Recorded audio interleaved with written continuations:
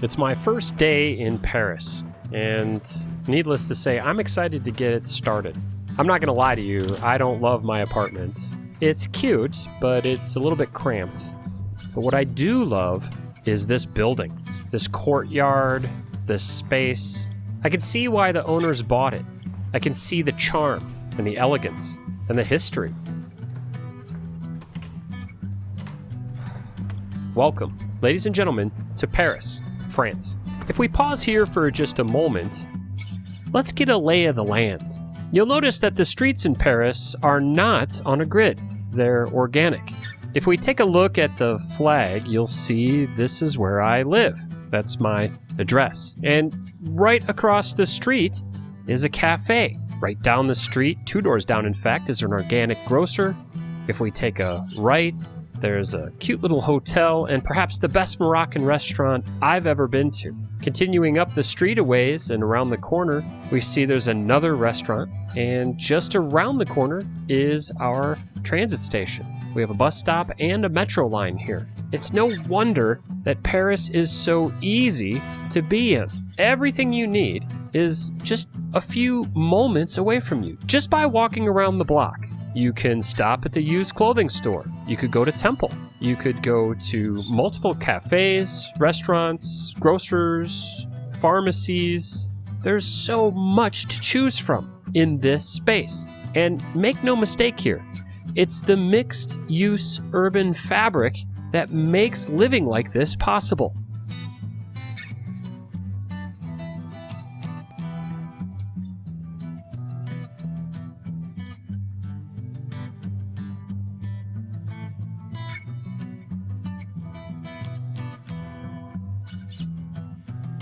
If we slow things back down for just a moment, have a look at this pedestrian space. Notice how much space there is, how many trees there are, the access we have to all these storefronts, and of course, the underground.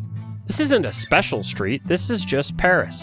This is the transportation hub in my neighborhood. I'm just feet away from it. And you'll notice as we walk through the beautifully tree-lined boulevards, there are going to be buses and metro lines everywhere we go, with clear delineation between where the cars go and where the people go and where the bikes go. There are buses everywhere in Paris, and they're incredibly convenient. The busing infrastructure here in Paris rivals London. And make no mistake, London had the best busing system I've ever seen. As we approach this street, notice how slow everything is moving. This is Paris. We're in the 5th borough, the 13th actually, but just south of the 5th borough. This is a busy space. There are a lot of people here, lots of cars, lots of traffic, lots of everything, and look at how slow everything's moving. Look at how simple life can be in a well-designed urban space. Speaking of well-designed, let's take a look at this street here. You'll notice that bollards differentiate between where the cars go and where the pedestrians go. You'll also notice that halfway across the street there's a place to stop and rest. You'll notice that there's tree cover providing shade and a sense of space. Any of these spaces could be a third space where you might meet somebody, a friend or relative. You'll notice also that there's raised crosswalks for this smaller street that intersects the larger, more busy street that we're looking at. And those crosswalks are demarcated with pavers. Finally, you'll notice that this is a mixed-use street. Just like those are mixed-use buildings, this street offers infrastructure for biking, driving your car, and bus lanes. As we sit here and gaze upon the Parisians that are walking to and fro, please notice a couple of things. Notice young men helping older women across. Notice children picking up bags to be helpful and assist. Notice people are holding hands and hugging one another. I know Philadelphia is known as the city of brotherly love, but as I walked through Paris, I was just taken aback with how much beauty there was in the humanity of Parisians. If we watch American television and movies, we learn that French are assholes. This is exactly the opposite of my experience here. The people here were delightful. They were delighted to be Parisians. They were delighted to be French. and they were delighted to have you as their guests. If you're wondering why I'm standing here for so long, I'm in awe right now of what I'm seeing. This street/road, and make no mistake, this is separated a street and a road, and we'll get into that. We'll get into how Paris designs their streets in a future video. Today we're just going to go for a walk. But this infrastructure is exquisitely designed. You'll notice how short all the queues are. You'll notice how easily and quickly they clear out. And while the traffic can get congested, for sure, it's Paris. It's a major metropolitan area. There's a steady flow of slow and safe traffic. If you contrast this urban environment with whatever North American hellscape you happen to be in at the moment, there really is no comparison to just how calm and relaxing and easy it is to be in this space. And let's listen to this space for a moment.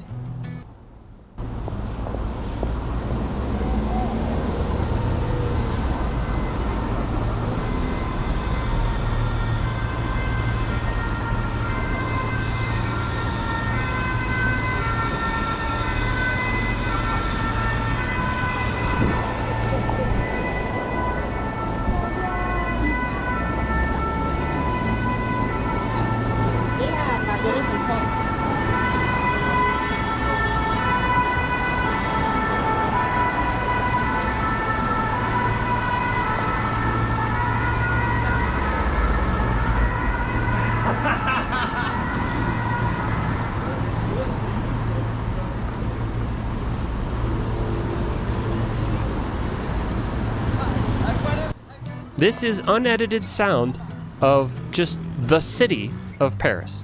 Here we're going to approach a major street, another intersection. And again, I'm just going to stand here in awe for a moment or two.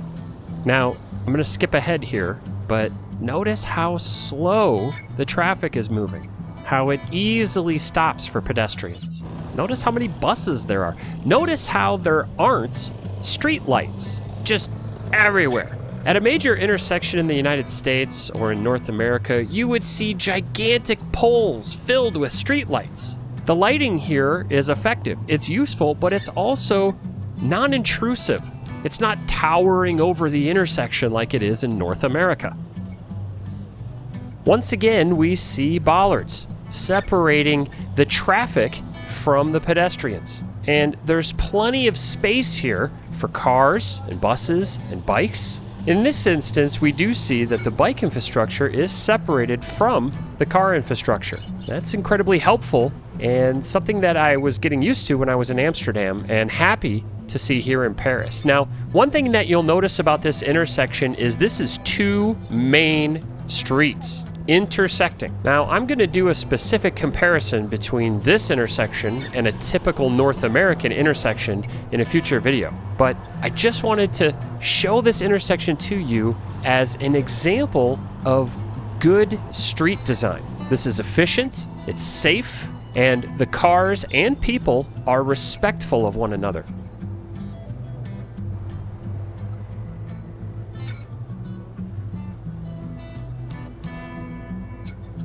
Now, before we get too far down the street, I want to catch you up on all of the shops and businesses we passed that were just on my side of the street. So the first one, as we rounded the corner, was a women's health center, which included beneficial practices like Pilates, but also woo-woo bullshit like kinesiology, osteopathy, and reflexology. Not my cup of tea, but it's there. It's a safe space for women and LGBTQ+ people to go and to congregate.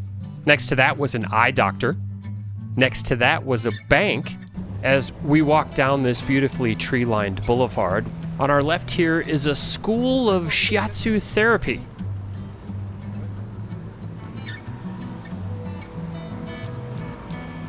An auction house that specializes in rare books and fine arts. A perfume and jewelry store. A boulangerie bakery. A real estate agency. A hair salon. Another small real estate agency. A laundromat. A house cleaning service. A makeup store. A Korean restaurant.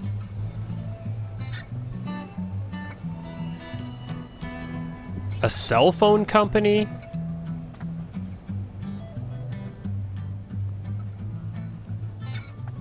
A women's clothing store. Another fragrance store.